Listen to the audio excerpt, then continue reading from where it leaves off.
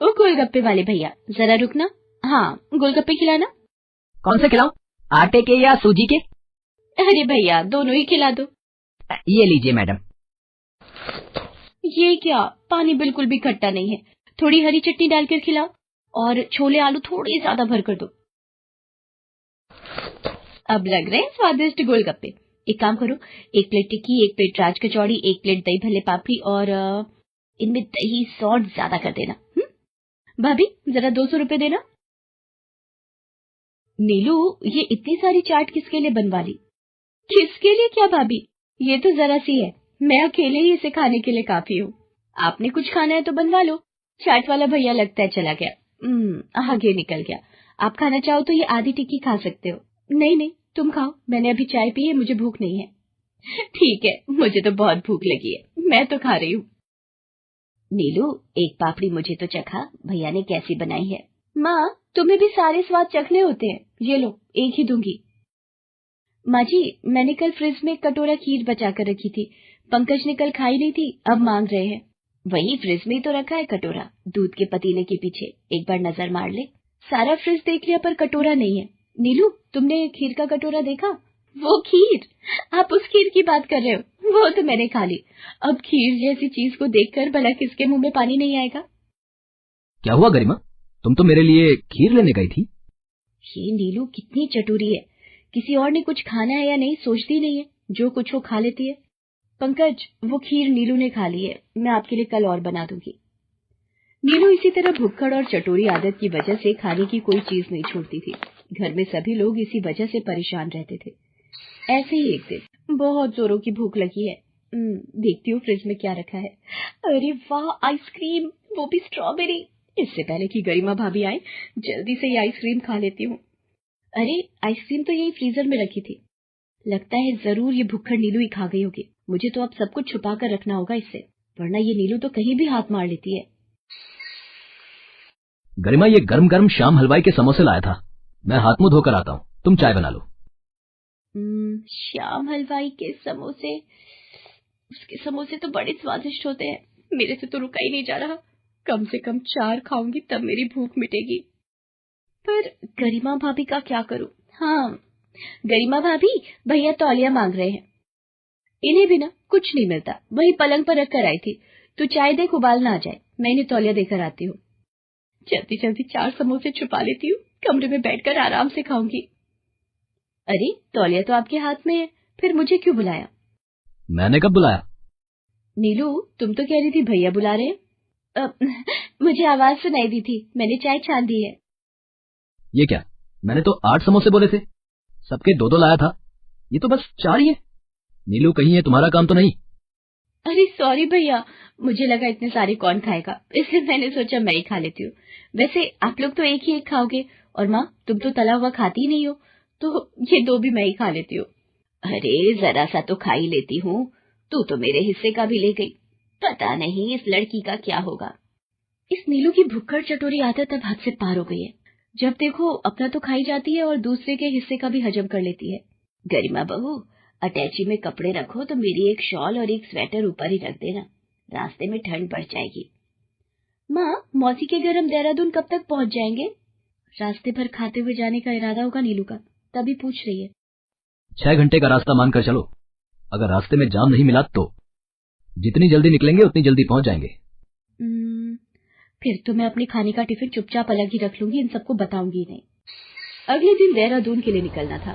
देर होने पर पंकज रास्ते भर शोर मचा रहा था। मैंने कल बोल दिया था, देर से निकलेंगे तो देर से ही पहुंचेंगे। अब ये क्या, गाड़ियों का इतना जाम लगा हुआ है, देखो गाड़ी भी धीरे धीरे रेंगनी पड़ रही है। आज देहरादून के रास्ते पर इतना जाम क्यों है? आगे ट्रकों की लंबी लाइन लगी है, गाड़ी भला क्या बढ़ेगी। अरे पहुंच जाएंगे, तू बस गाड़ी ध्यान से चला। माँ जी, ये लीजिए पराठे और आलू की सब्जी, आप भी कुछ खा लो, आपको फिर बीपी की दवाई खानी है। सुनो, अभी तो गाड़ी रोकी हुई है, आप भी ये पराठा खा लो। नीलू, ये लो तुम भी खा लो। चलो अच्छा हुआ सारा खाना काम आ गया, पता नहीं कितनी देर जाम में और फंसे रहना पड़ेगा। हाँ भाभी, अच्छा हुआ आप खाना ले आई, वरना आज तो मैं भी कुछ खाने का रख कर नहीं लाई थी। नीलू अपने बैग में पराठों और सब्जी को छुपाते हुए झूठ बोल देती है। जाम में फंसे हुए करीब 3 घंटे हो चुके थे। पंकज की गाड़ी ट्रकों के पीछे धीरे धीरे बढ़ रही थी। आगे ट्रक रुक गए थे, इसलिए पंकज भी गाड़ी का हैंड ब्रेक खींचकर पानी पीने लगता है। तभी प्लीज प्लीज मेरी मदद कीजिए, प्लीज मेरी गाड़ी आपकी गाड़ी के पीछे ही है। आसपास सारे ट्रक देखे पर आप लोगों की गाड़ी देखकर मैं मदद मांगने के लिए उतरी हूँ। मैंने अपने पति को इंसुलिन का इंजेक्शन दे दिया, पर इंजेक्शन देने के बाद मुझे याद आया कि खाने का बैग मैं घर पर ही भूल आई। क्या करूं बेटा, बड़ी उम्र है, याददाश्त कमजोर हो गई है। प्लीज आप लोगों के पास कुछ भी खाने को मिल जाए तो मैं उन्हें दे दूंगी। आप लोग जानते हैं इंसुलिन के इंजेक्शन देने के 10 से 15 मिनट के बाद कुछ खाने के लिए देना बहुत जरूरी होता है। अगर मैंने उन्हें कुछ भी खाने का नहीं दिया तो उनकी जान के ऊपर बात आ जाएगी। और वही गाड़ी चला रहे हैं। हम लोग सुबह से घर से निकले हुए थे पर जाम में फंस गए। अब आप घबराइए नहीं, सब ठीक हो जाएगा। गरिमा कुछ खाना बचा है क्या? नहीं पंकज, सारा खाना तो जब उस वक्त मैंने टिफिन खोला था तो खत्म हो गया था। अब तो कुछ भी नहीं है। अरे बेचारी बीच रास्ते में कितनी परेशान हो रही है। हमारे पास कुछ खाने का होता तो। बेचारी मजबूर महिला परेशान हो रही थी। तभी आंटी जी, मेरे पास ये कुछ रोटियां और सब्जी है, आप जल्दी से अंकल जी को ये खाना खिला दीजिए, वो ठीक हो जाएंगे। थैंक यू सो मच बेटा, आपने हमारी इतनी मदद की, वरना बीच रास्ते में हम परेशान हो जाते। महिला अपने पति को खाना दे देती है। उसके बाद व्यक्ति की तबीयत में सुधार हो जाता है और उसका शुगर लेवल भी ठीक हो जाता है। नीलू, तुमने अपने हिस्से का खाना उन्हें दे दिया। आज मुझे सचमुच अपनी ननद पर गर्व है। आखिर बहन किसकी है? नीलू, तू तो कह रही थी आज तूने खाने का कुछ भी नहीं रखा था, फिर ये पराठे और सब्जी कहाँ से आए?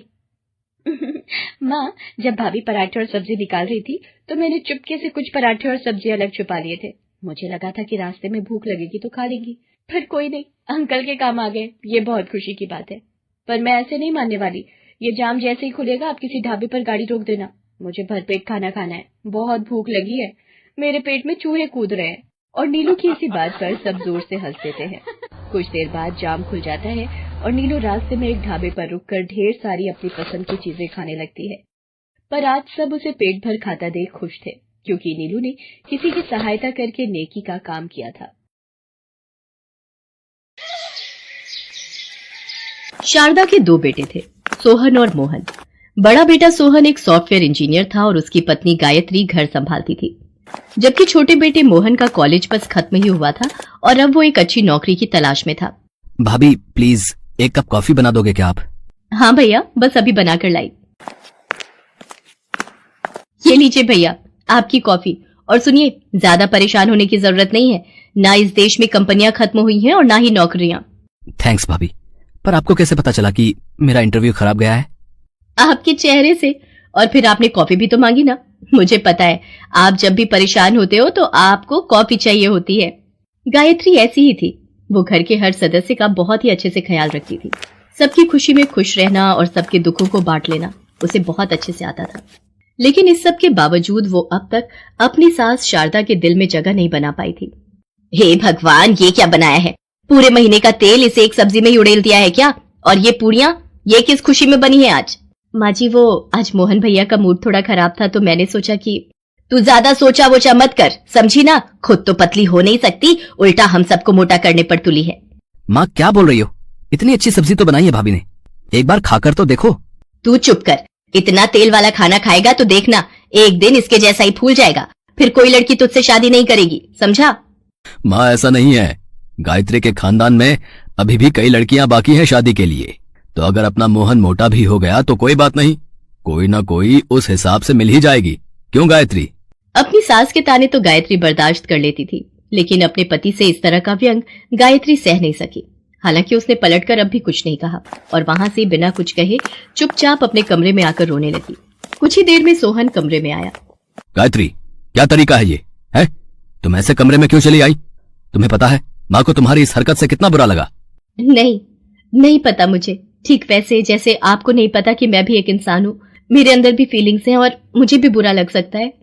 ओहो, अब ये फालतू का ड्रामा मत शुरू करो तुम। अब ऐसा भी क्या कह दिया मैंने तुमसे? तुम ही बताओ, तुम्हारे घर में सब हट्टे कट्टे नहीं है क्या? बिल्कुल तुम्हारी तरह। हाँ है, लेकिन इसमें कोई बुराई तो नहीं। यही तो बात है ना, तुम्हें अपने इस मोटापे में कोई बुराई नजर ही नहीं आती, इसीलिए दिन ब दिन और फैलती जा रही हो। ठीक है, जैसी तुम्हारी मर्जी, आगे से कभी कुछ नहीं कहूंगा। अब से तुम जानो और तुम्हारा काम जाने। शारदा और सोहन दोनों चाहते थे कि गायत्री पतली हो जाए, लेकिन इसे लेकर उनका गायत्री से बात करने का तरीका बिल्कुल भी सही नहीं था। शारदा हर वक्त गायत्री के मोटापे को लेकर उसे ताने देती रहती थी, जबकि सोहन धीरे धीरे उससे दूरियां बना रहा था। वो ना तो कभी गायत्री को कहीं घुमाने लेकर जाता था और ना अपने साथ किसी फंक्शन में ले जाता था। मोहन जल्दी चल भाई। और माँ कहाँ है? मैं यहाँ हूँ बेटा, चल मैं तैयार हूँ। अरे पर भाभी, उन्हें तो आ जाने दीजिए। वो नहीं जाएगी, सब चल देंगे तो घर पर कौन रहेगा? अगर ऐसा है तो मैं घर पर रह जाता हूँ, आप लोग भाभी को ले जाइए। क्यों बहस कर रहा है मोहन? माँ ने कह दिया ना कि गायत्री नहीं जाएगी तो बस बात खत्म। वैसे भी उसे ले जाकर क्या होना है ये तू भी अच्छे से जानता है। और नहीं तो क्या, वहाँ सबकी बहुएं एक से एक सुंदर और छरहरे शरीर की हैं। उन सबके बीच ये हमारी नाक ही कटाएगी बस। ये बात गलत है माँ। माना कि भाभी थोड़ी हेल्दी है, लेकिन वो पतली भी हो सकती हैं। बस उन्हें हमारी थोड़ी मदद चाहिए।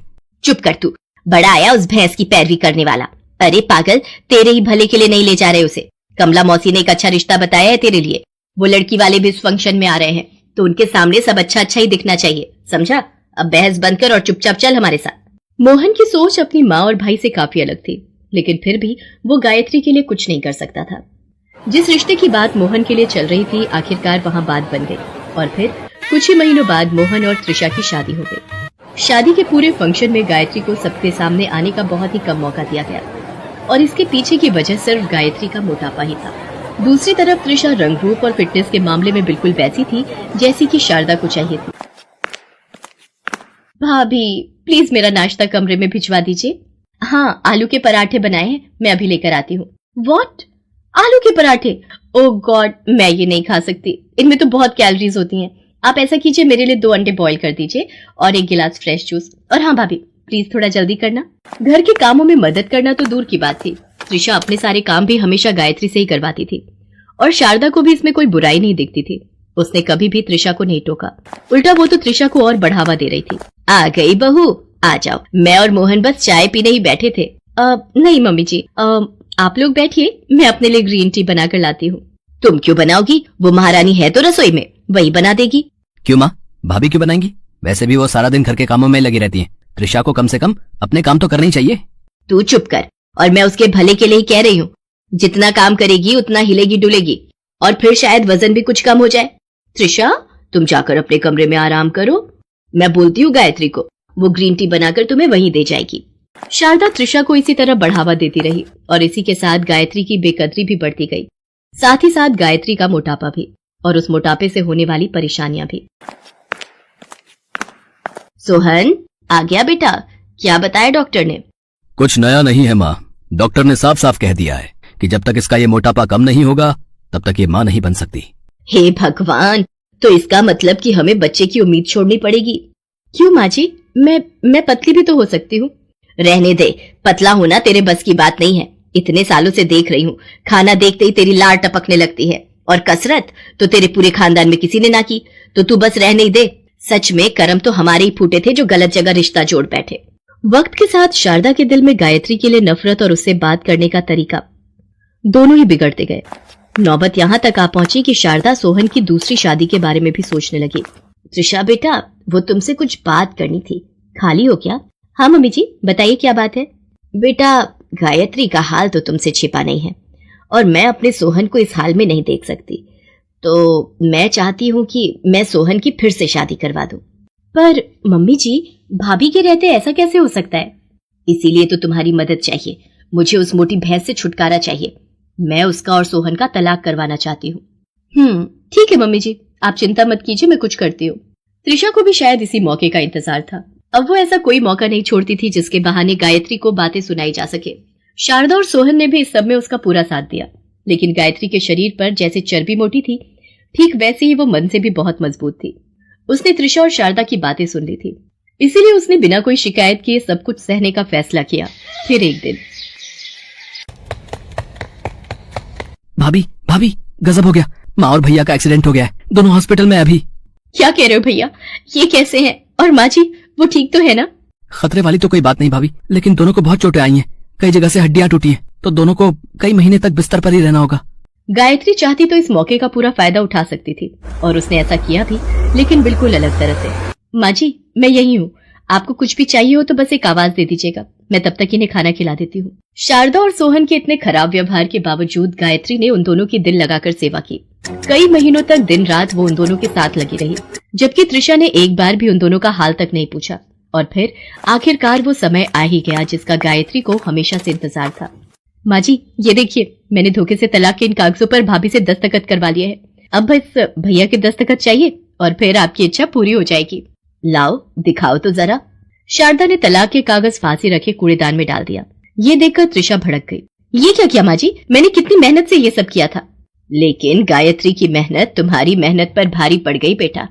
तुम तो आज आई हो हमसे मिलने, लेकिन एक्सीडेंट के बाद से एक दिन भी ऐसा नहीं गया जब गायत्री ने हमें अकेला छोड़ा हो। तो बात यह है बेटा कि अब मैंने अपना इरादा बदल दिया है और तुम भी बदल दो।